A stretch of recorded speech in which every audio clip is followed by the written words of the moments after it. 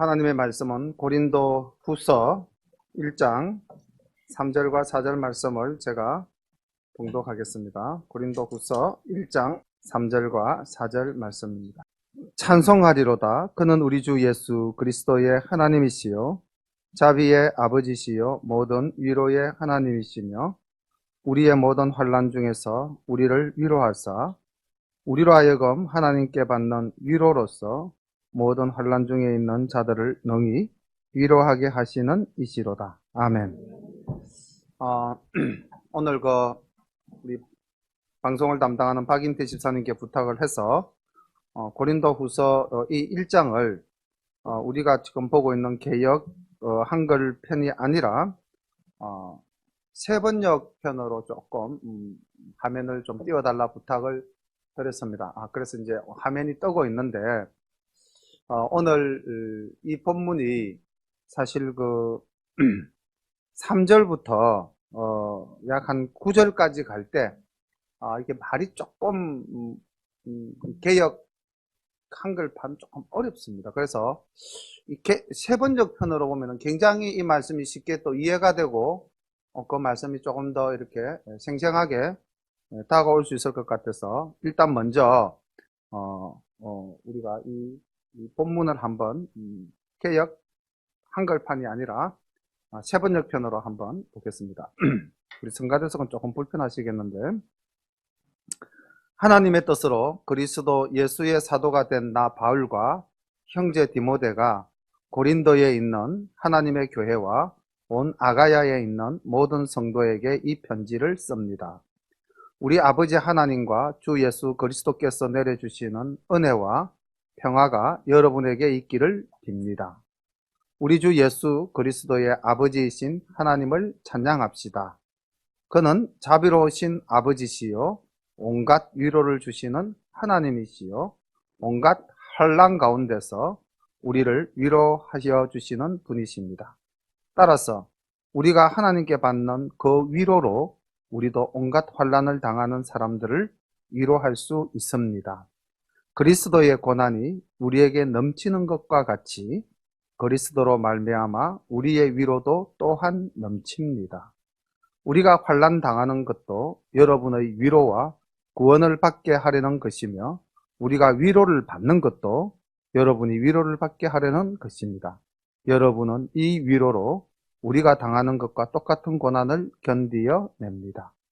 우리가 여러분에게 거는 희망이 든든합니다. 여러분이 고난에 동참하는 것과 같이 위로에도 동참하고 있음을 우리는 알고 있습니다.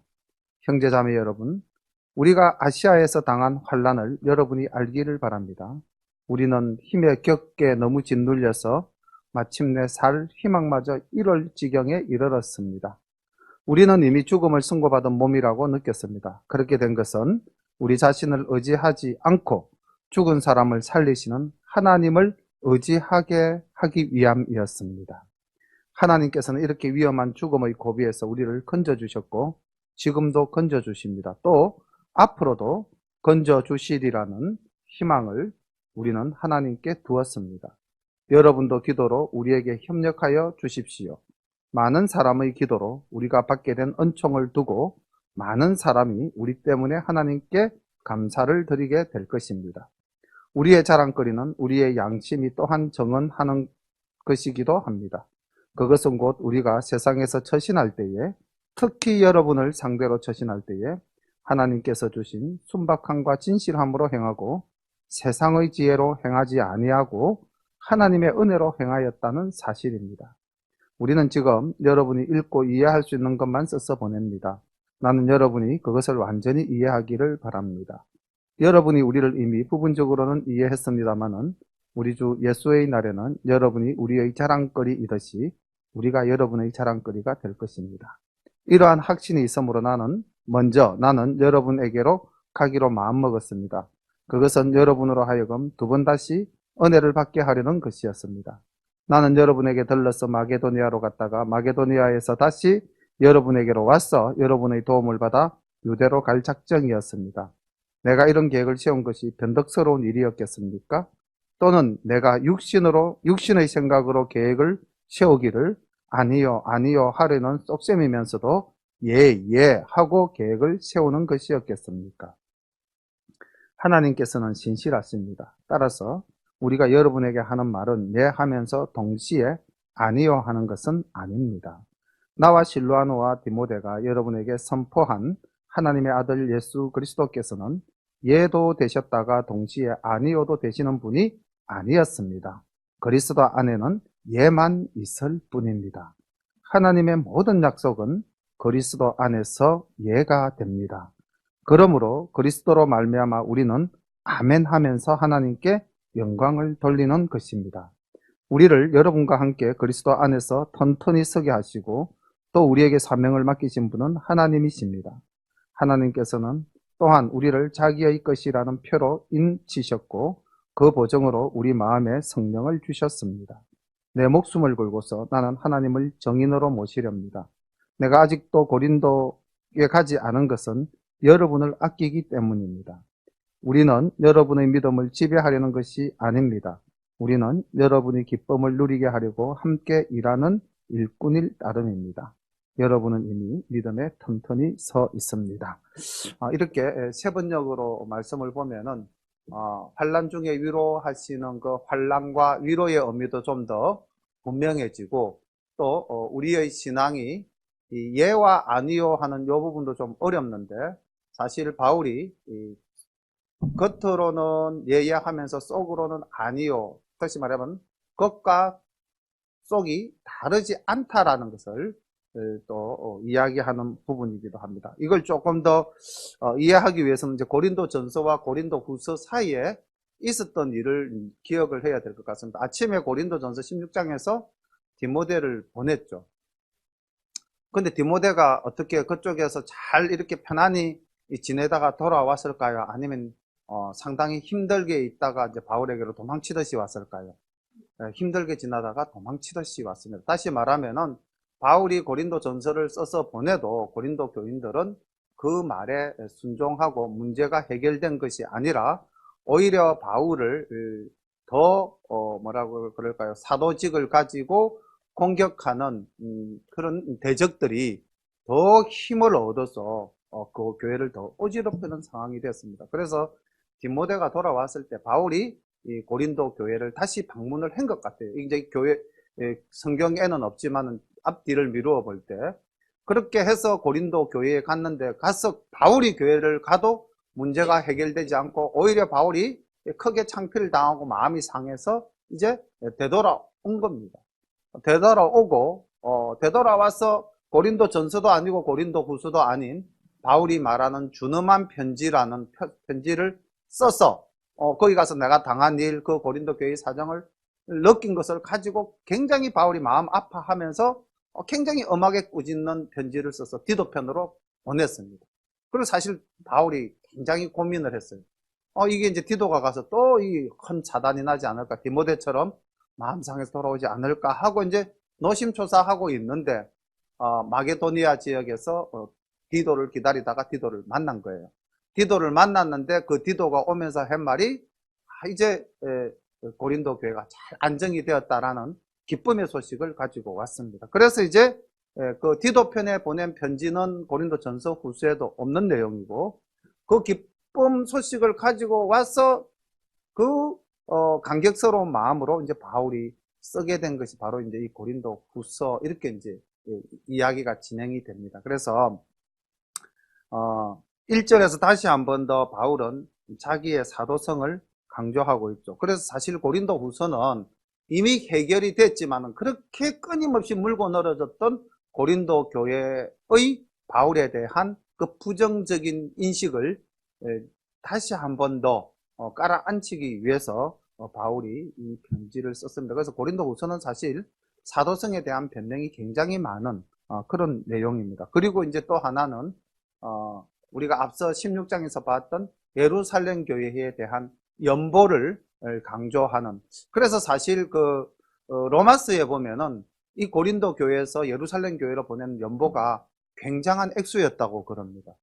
그만큼 이제 고린도 교회가 회개하고 아름다운 모습으로 이제 바울의 3차 방문을 맞이하게 된 것 같아요. 근데 사실 이게 이제 고린도가 3차 방문을 고린도 교인들에게 이제 약속을 하고도 마음이 지금 선뜻 안 내켜서 오늘 이 본문 속에서 내가 너에게 가려고 했던 이 여정을 잠시 지금 내가 보류하고 있다. 근데 또 이 내가 안 가는 거 가지고 뭐 바울이 말을 집어 삼켰다 어떤다 이런 말이 또 나올까 나는 심히 걱정되는데 내가 안 가는 이유는 지난번에 내가 가서 너희들하고 다투고 서로가 마음이 상해서 불편해서 돌아왔는데 그런 일이 없기를 바라면서 내가 조금 더 지체하려고 하는 것이니 오해하지 마라. 이제 요 내용이 지금 요 1장의 주된 내용입니다. 그리고 그동안 고린도 교회와 바울 사이에 있었던 그 수많은 사연들, 이걸 이제 사실은 환란이라고 고난이라고 정의를 내린다면은 또 디도 편으로 준엄한 편지를 보냈고 그 편지를 읽고 고린도 교인이 회개하고 바울에 대해서 이제 그 마음을 돌이켰을 때에 오는 그 감격과 기쁨을 하나님이 주시는 위로라고 이렇게 이제 정의를 내릴 수가 있습니다. 그래서 짧은 1장만 가지고 우리가 이제 전체적으로 내용을 이해할 수 없기 때문에 이제 고린도 전서와 후서 사이 막간에 있었던 이야기들과 그 고린도 교회의 사정 함께 말씀을 드렸습니다. 오늘 먼저 본문을 보기 전에 제가 이렇게 세 번역의 성경 본문을 한번 쭉 처음부터 끝까지 읽었던 이유는 이제 조금 더 쉽게 이해하실 수 있을 거라 생각을 하고 다시 우리 개역 한글편 본문으로 돌아와서 말씀을 읽으면서 은혜를 나누고자 합니다. 간단하게 제가 정리한 거를 고린도 후서 개론편을 조금 말씀을 다시 한번 드리자면은 바울의 편지는 고린도 교인들의 호응을 받지 못했고 오히려 교회의 내부 상황은 더 어려워져 갔습니다. 이에 잠시 바울은 고린도 교회를 방문하였으나 오히려 긴장관계를 낳게 되었고 방문 후 일부 바울의 적대자들에 의해서 비난은 더욱 고조되었습니다. 바울은 디도 편으로 눈물의 편지를 보냈습니다. 2장 4절에 나옵니다. 이 내용이. 이후에 디도를 마게도니아에서 만나 고린도 교회의 안정된 소식을 듣게 된 바울은 기쁨과 위로 가운데 겉면의 글로 고린도 전서를 기록한 약 6개월에서 1년 후에 이 편지를 기록하게 되었습니다. 조금 전에 말씀드렸던 내용과 거의 같은 내용이죠. 자, 본문으로 들어가겠습니다. 하나님의 뜻으로 말미암아 그리스도 예수의 사도된 바울과 및 형제 디모데는 고린도에 있는 하나님의 교회와 또 온 아가야에 있는 모든 성도에게 하나님 우리 아버지와 주 예수 그리스도로 쫓아 은혜와 평강이 있기를 원하노라.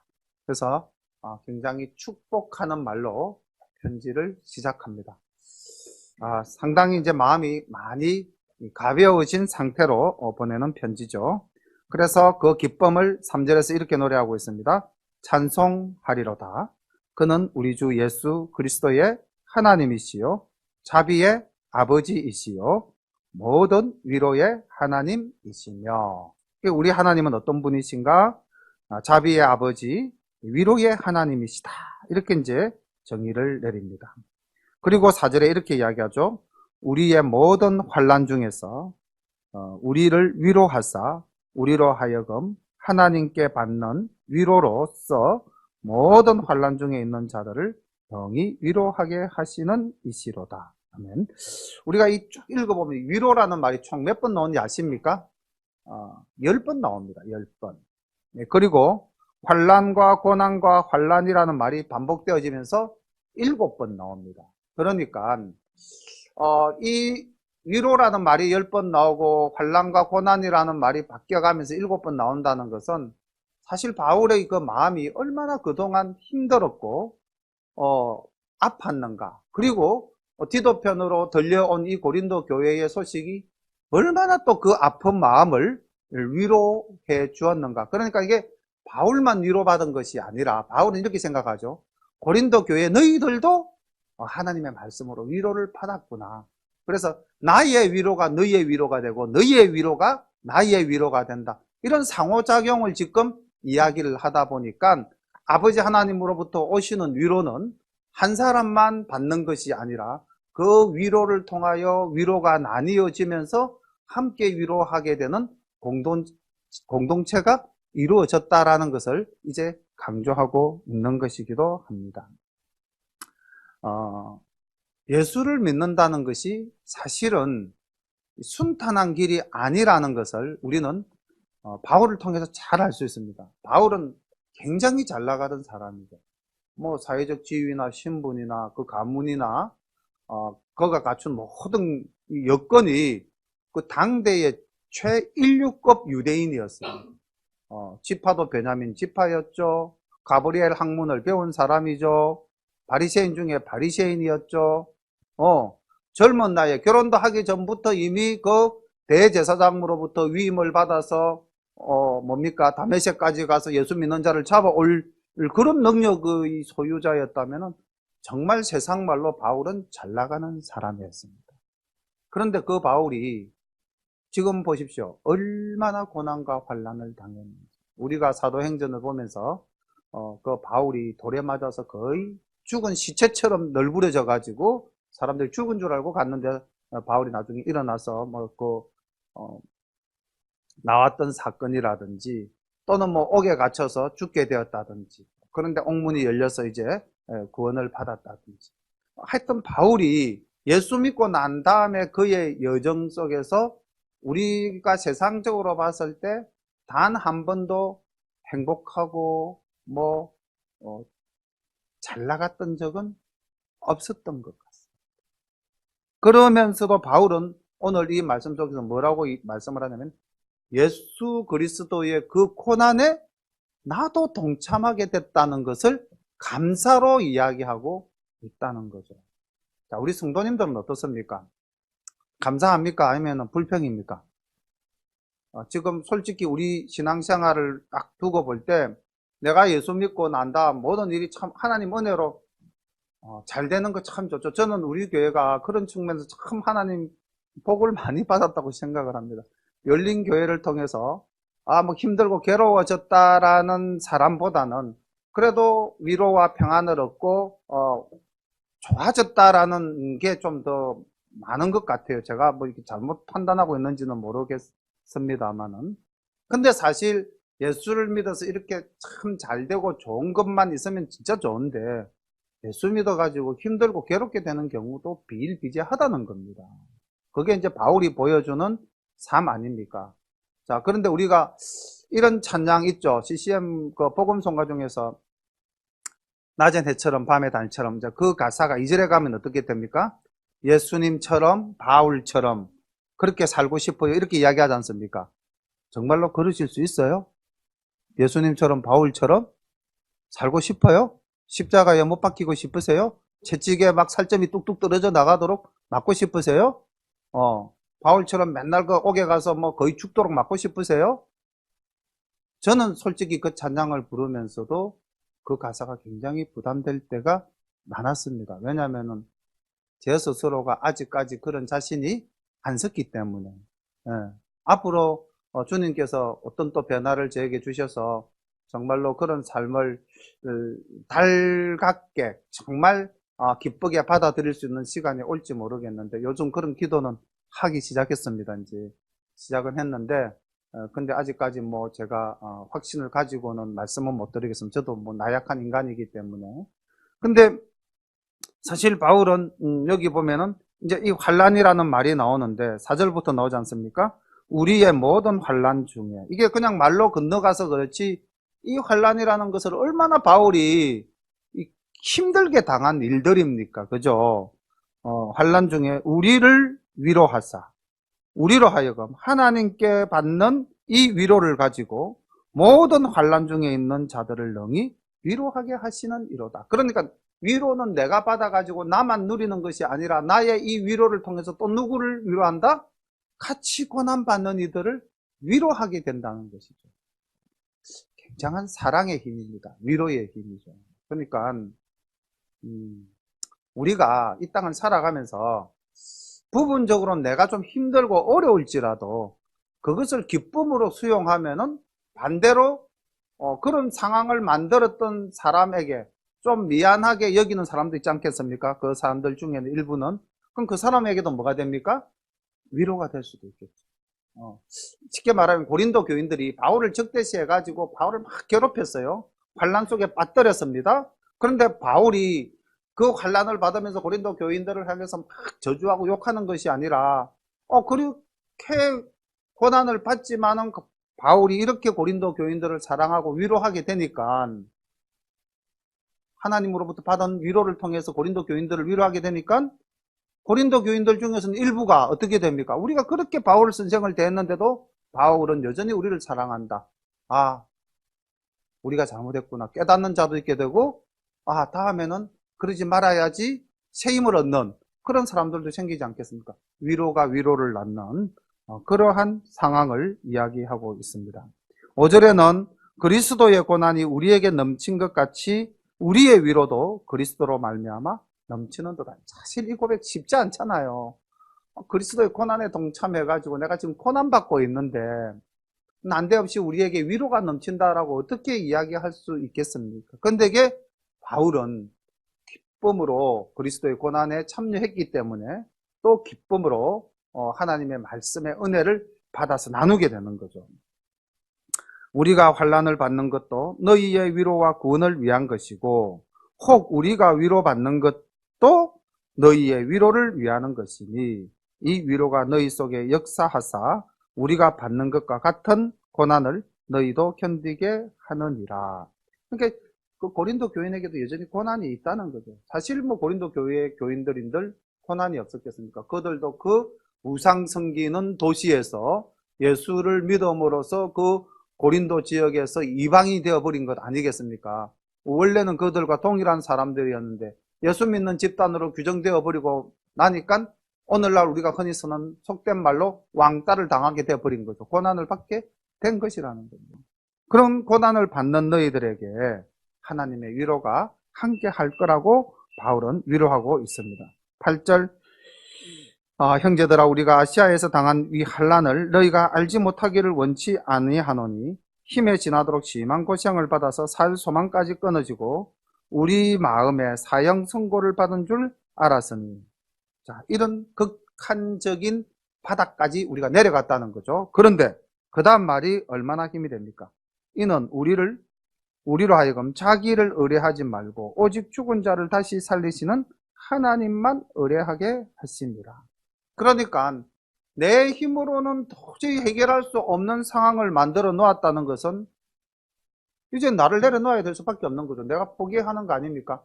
내 힘으로 어떻게 할 수가 없는 상황까지 갔으니까.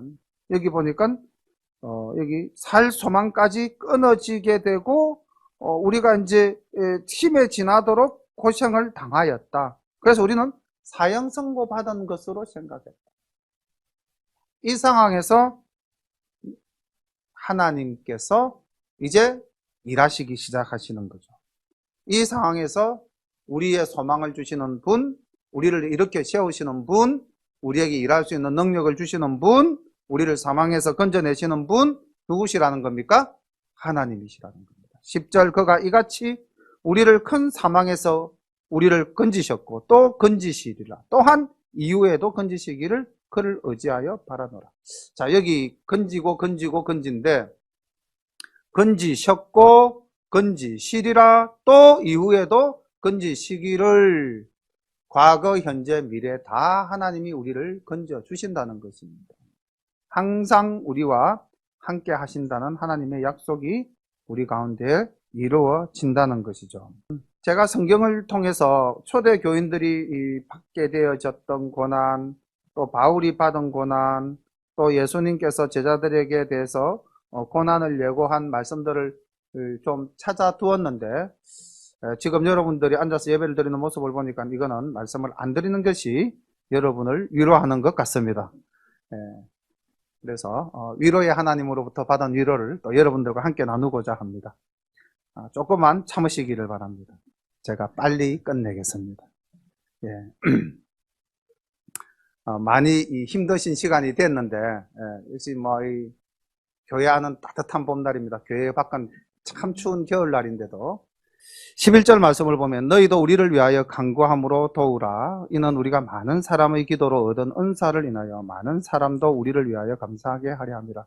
이 말씀도 참 자세히 읽어보면 은혜가 굉장히 되는 겁니다. 우리가 나를 위한 기도보다도 협력해서 합심해서 우리 이웃을 위해서 기도하게 될 때, 또 우리가 기도의 대상이 되는 그런 힘든 분을 위해서 기도할 때에 그분들이 하나님의 은혜를 받아 우리의 기도가 이루어져서 모든 일이 순탄하게 이루어지게 된다면은 기도한 우리 또한 그분의 감사뿐만 아니라 우리도 또한 감사하게 된다는 거죠.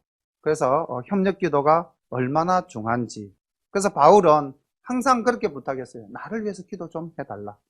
그래서 저도 이제 부탁을 자주 드려야 되겠습니다. 저를 위해서 기도 좀 해 주십시오. 이렇게. 그렇게 해서 우리 교회가 든든히 서가면은 하나님께도 영광이고 여러분께도 기쁨이 되게 될 줄로 믿습니다. 12절부터 말씀을 봅니다. 우리가 세상에서 특별히 너희에게 대하여 하나님의 거룩함과 진실함으로 하되 육체의 지혜로 하지 아니하고 하나님의 은혜로 행함은 우리 양심의 증거하는 바니. 저는 이 말씀도 굉장히 은혜가 되었습니다. 우리가 어떤 일을 할 때에 어떻게 해야 된다? 하나님의 거룩하심과 진실함으로. 그러니까 우리가 하나님의 자녀라면은 하나님의 자녀답게 그리스도의 향기와 그리스도의 맛과 그리스도의 빛을 가지고 우리가 상대에게 다가가야 되지 않겠습니까? 저는 사실 좀 죄송합니다만 고백하자면은 더러운 것을 싫어합니다. 제 개인적으로. 무서운 것도 좀 싫어합니다. 개인적으로. 묘한 그런 게 있어요. 하여튼 뭐 어릴 때부터 이렇게 뭔가 저한테 트라우마가 남았는지 무서운 것도 좀 싫어하고 더러운 것도 좀 싫어합니다. 근데 이제 그러다 보니까 이렇게 냄새에도 제가 좀 약해요. 그래서 뭐 이렇게 이제 좀 아름답지 못한 냄새가 나오면은 정말 비위가 약할 때는 막 이제 이렇게 구역질도 날 정도로 제가 그런 신체적인 부분을 가지고 있는데, 한번 생각해 보십시오. 우리가 그리스도인이라고 그러면서 우리가 그런 상대방에게 구역질 나는 냄새를 가지고 다가간다고 한번 생각해 봅시다. 그렇다면 이게 무슨 의미가 있겠습니까? 우리가 예수 믿는다는 거지. 그런데 바울 선생은 분명히 이렇게 이야기하죠. 우리가 세상에서 특별히 너희를 대할 때에 어떻게 대했다? 하나님의 거룩함과 하나님의 진실함으로 대했다라는 거죠.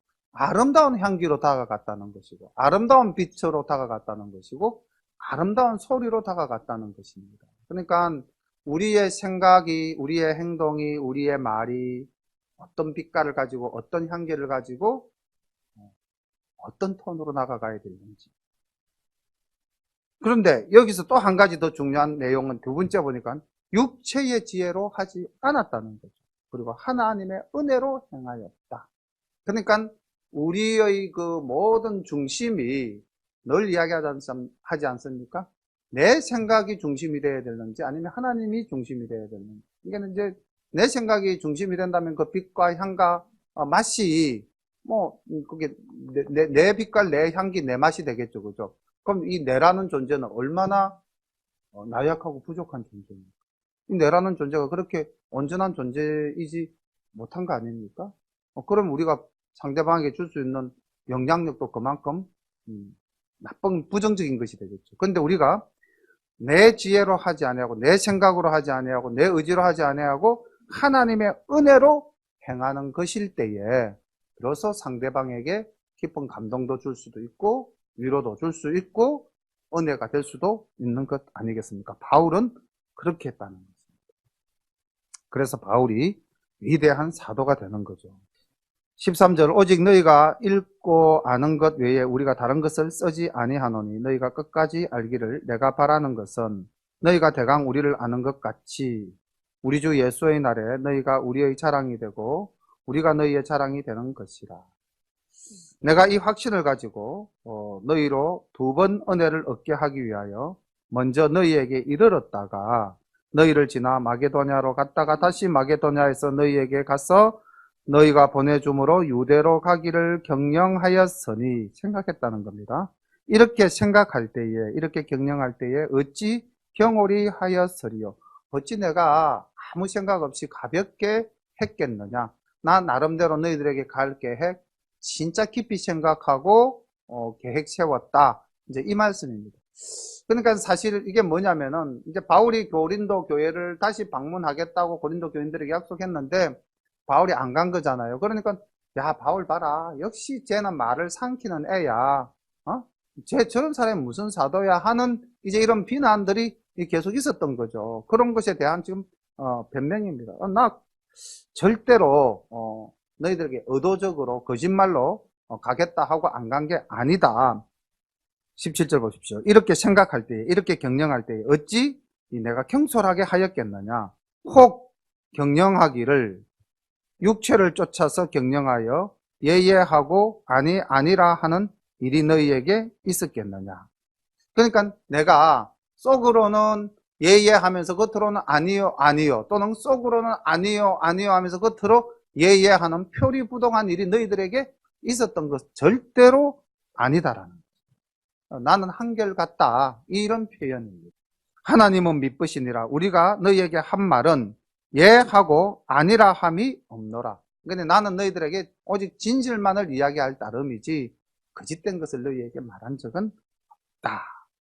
우리 곧 나와 실루아노와 디모데로 말미암아 너희 가운데 전파된 하나님의 아들 예수 그리스도는 예하고 아니라 함이 되지 아니하였으니 저에게는 예만 되었느니라.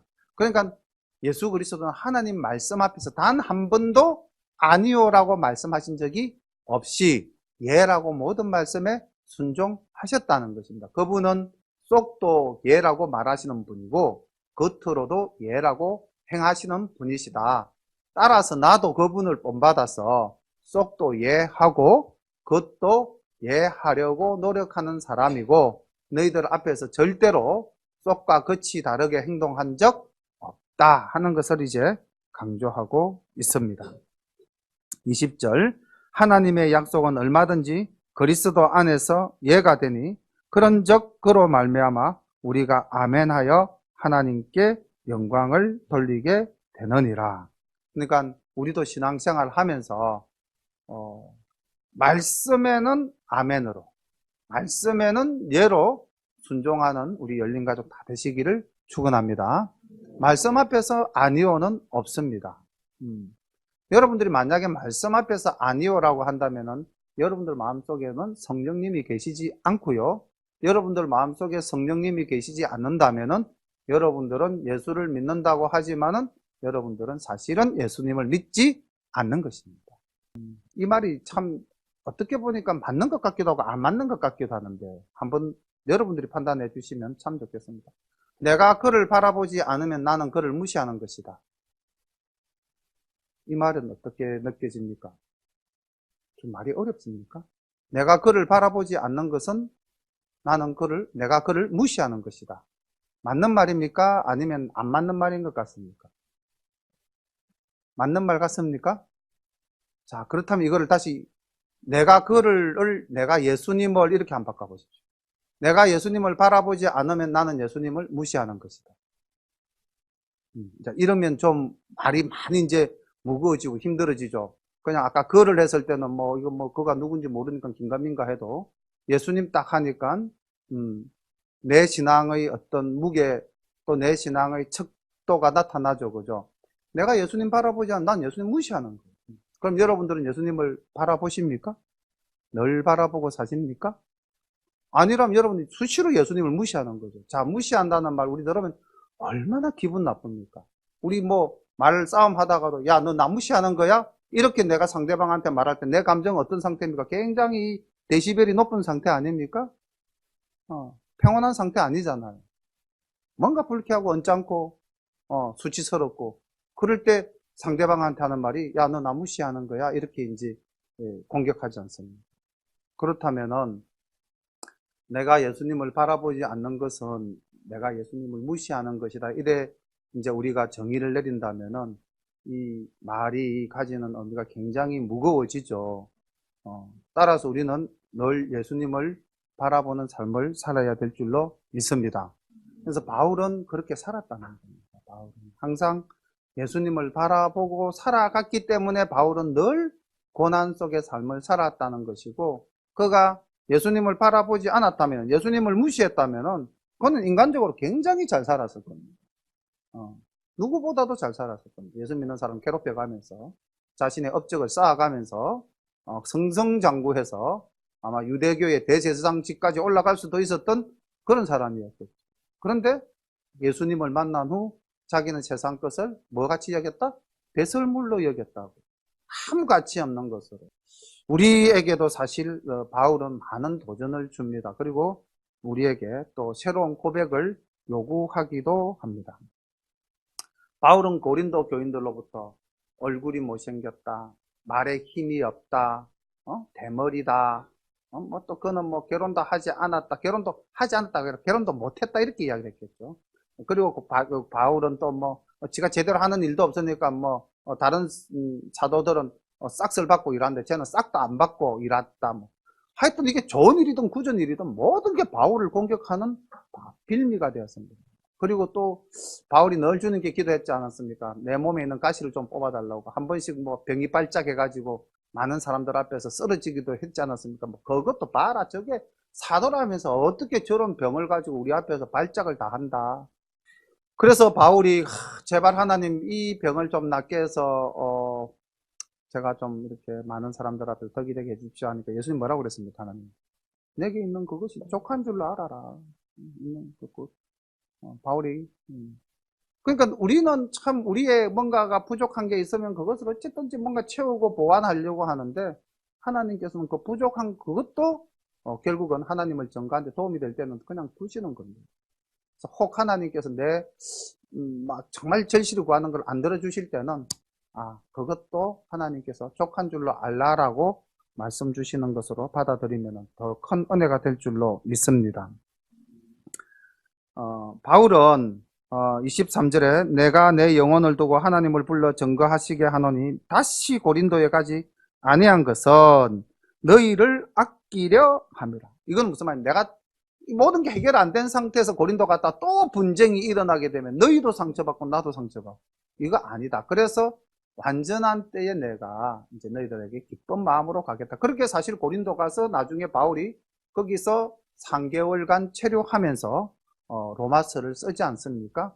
그래서 사실 바울은 모든 고린도 상황이 안정됐을 때 고린도에 가서 또 고린도 교인들과 상당히 은혜를 나누면서 그 지역에서 선교하고 고린도 교회에서 헌금한 것을 가지고 이제 예루살렘으로 되돌아가는 그런 여정을 우리가 또 다음에 만나게 되거든요. 그래서 사실 이제 그런 것을 염두에 둔 말씀이고 24절 우리가 너희 믿음을 주관하려는 것이 아니요 오직 너희 기쁨을 돕는 자가 되려 함이니 이는 너희가 믿음에 섰음이라. 아멘. 바울이 아마 그런 생각을 했던 것 같습니다. 많은 그 대적들이 고린도 교인들을 그냥 자기 수중에 넣어서 자기 말 한마디에 움직이게끔 하려고 하는 그런 못된 사교적 집단의 우두머리들이 거기에 있었겠죠. 대적자들이, 적그리스도들이. 근데 나는 그들과 같은 사람이 아니라는 거죠. 내가 너희들의 믿음을 주관하려는 것 아니다라는 것. 단지 나는 너희들이 하나님을 통해 기쁨을 누릴 수 있도록 돕는 자가 되려 합니다. 그래서 우리는 도우는 자지 우리는 주관하는 자가 아닙니다. 이거 잘 우리 기억하셔야 될 줄 알아야 됩니다. 나는 도우는 자지 내가 주관하는 자가 아니라는 겁니다. 그래서 교회 안에서 무슨 일이든지 내 뜻대로 안 되면 안 돼. 이거 절대 안 됩니다.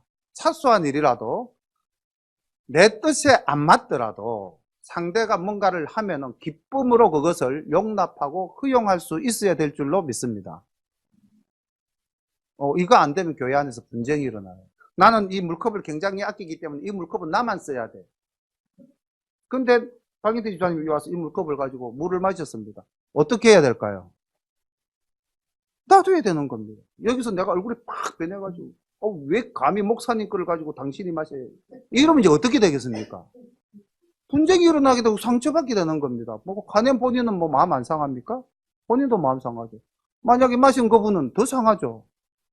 교회 안에서 생활하다 보면 이건 단순히 그냥 예에 불과하지만 이런 일 무지 많잖아요. 뭐 이 영역은 내가 관리하고 내가 뭔가 정성을 다 쏟아서 그래서 이 영역은 내 생각대로 다 움직여져야 돼. 아니죠. 내 집도 내 마음대로 못 움직이는데. 안 그렇습니까? 내 집에 내 방이라고 내 마음대로 씁니까? 누군가가 뭐 아들이 와서 겉으로 넣을 수도 있고, 뭐 아내가 와서 뭔가 TV 볼 수도 있고, 그렇잖아요. 물론 그때 좀 불쾌하긴 하죠, 그죠? 어쨌든 내 거라고 주장할 수 있는 건 세상에 별로 없습니다. 나도 내를 주장을 못 하는데, 그렇지 않습니까? 교회 안에서는 절대로 내가 돕는 자다, 이렇게 생각해야 되지, 주관하는 자다, 이렇게 생각하시면 안 됩니다. 바울은 고린도 교회를 대할 때 항상 이 마음을 가졌던 것 같아요. 내가 세운 교회. 그렇잖아요. 나로 말미암아 하나님을 알게 된 저 사람들, 내가 얼마든지 주관할 수 있죠. 그런데 바울은 이렇게 말하지 않습니까? 내가 너희 믿음을 주관하려고 하는 거 아니다. 나는 너희를 돕는 자다. 그러면서 마지막에 뭐라고 그랬냐면, 사실 이 말도 하기 쉬운 말 아니잖아요. 뭐 고린도 교인들이 뭘 믿음에 든든히 서가 있습니까? 문제만 일으키고 속만 상하게 하는데, 그럼에도 불구하고 고린도 교인들에게 위로와 힘을 주기 위해서 너희는 믿음에 섰습니다, 이렇게 격려하고 있지 않습니까? 상대를 인정하지 않습니까? 부족하지만 상대를 인정하는 바울의 모습, 우리가 닮아가야 될 모습인 줄로 믿습니다. 하나님을 믿는다는 것은 환난과 고난의 연속이다.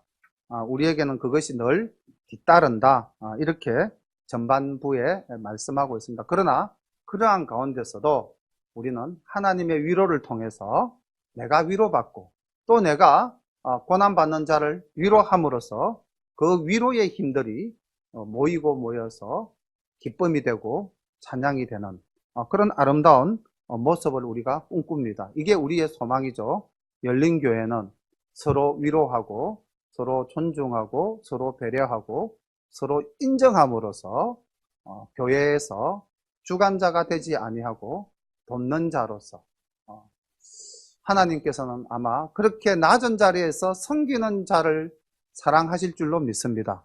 높은 자리에서 주관하는 자를 하나님은 별로 기뻐하시지 않을 것 같아요. 왜냐하면요, 하나님이 친히 이 땅에 오셔서 사람을 돕는 자가 되었던 분이시기 때문에, 아니요, 돕는 것이 아니라 사람을 대신해서 죽으셨던 분이시기 때문에, 우리가 하나님을 믿는다는 것은 그분처럼 우리가 내려가는 것이 옳은 자세인 줄로 믿고, 우리가 예수를 믿어서 그 세월이 오래됐다, 신앙을 자랑할 것은 세월을 자랑할 것이 아니라 내가 예수를 믿음으로써 더 겸손하게 돕는 자가 되었다, 이것을 우리가 고백할 수 있을 때 그 믿음이 큰 믿음이 될 줄로 믿습니다.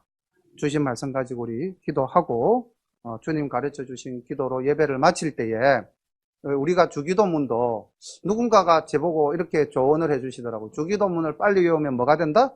주기도문이 아니고 주자와 문자가 합쳐져서 주문이 된다, 이렇게 이야기를 하더라고요. 기도가 사라져 버리는 거예요. 주기도문인데 주문이 되어서는 안 되겠죠. 그래서 마지막으로 주기도문으로 우리가 예배를 마칠 때도 주님이 우리에게 가르쳐 주신 기도입니다.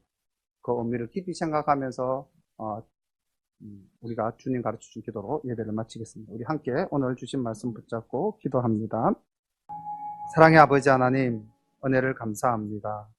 오늘 말씀을 통해서 저나 또 우리 열린 가족 모두가 한 번 더 우리 자신들의 모습을 돌아보면서 정말 모든 일에 주관자가 되려고 하지 말고 돕는 자가 되는 그러한 놀라운 은혜가 우리 가운데 이제 나타나게 될 줄로 믿습니다.